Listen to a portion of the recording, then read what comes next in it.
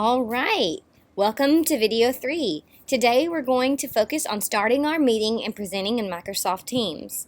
So the first step in doing this is we're going to set up a meeting. We're going to meet now. So I, again, am going to go to the area and the channel. Remember, your channels are like chapters. Your units or weeks, however you wish to organize your course. So I'm going to click inside my channel or my chapter I want to record my video in, and I am going to go to the video camera, the Meet Now, at the bottom of my class posts page. I'm going to click on that. Hi. Now what I'm going to do is I'm going to give my video a title. You might notice that it's kind of grayed out right there where you can see it, and I might just call this Chapter 5 Lecture. Okay, I want to make sure that my video is on. If you turn it off, it will just be a black screen and show your picture there, but I think it's a good idea to leave your video on. It gives that sense of normalcy. I understand sometimes you don't want to, especially when we're home. I know a lot of us, if you're like me, you're in your hat or in your sweatpants, especially during this time. So it's up to you whether you want to do that or not. So we're going to go ahead and click Meet Now. Once we click Meet Now, you can see all of your participants here.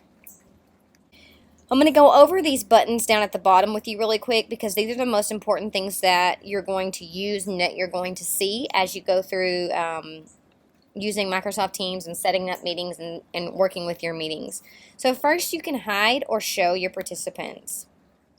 Just takes that screen away. I think we want to know that button there. It just looks like two little people. And you can click it, hide them, show them. The next thing that you're going to want to know about is the show conversation.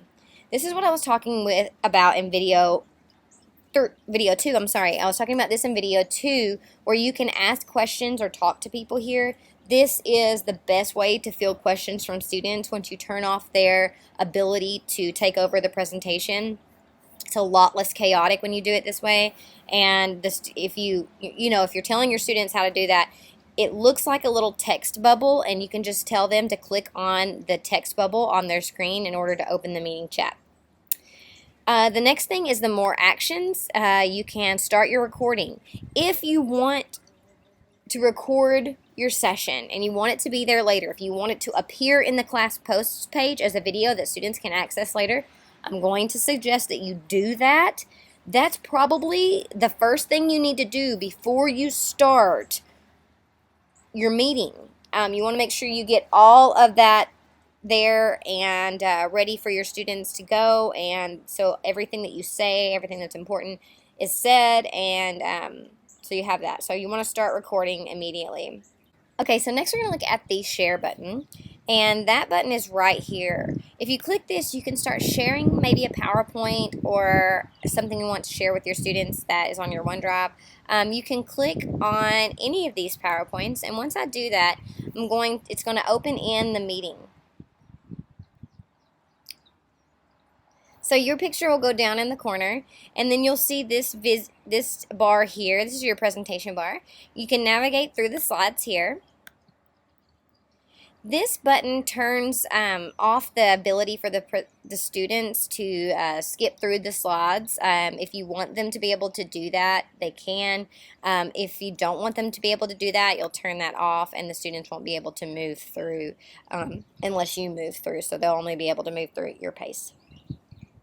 And then you can also, when you're done with that and you're done presenting your lecture, you can stop presenting.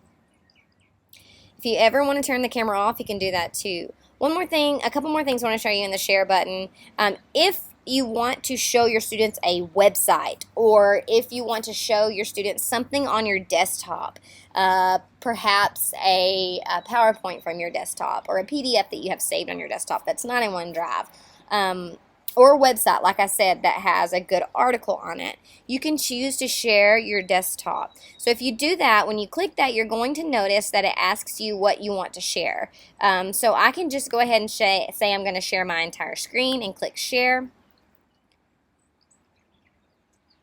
And once I do that, the students are seeing now my screen. You'll also notice here that your camera is turned off. When you're ready to come back to your meeting and talk to your students personally or finish up your lesson, you'll want to turn your camera on, and then it'll bring you back to your meeting.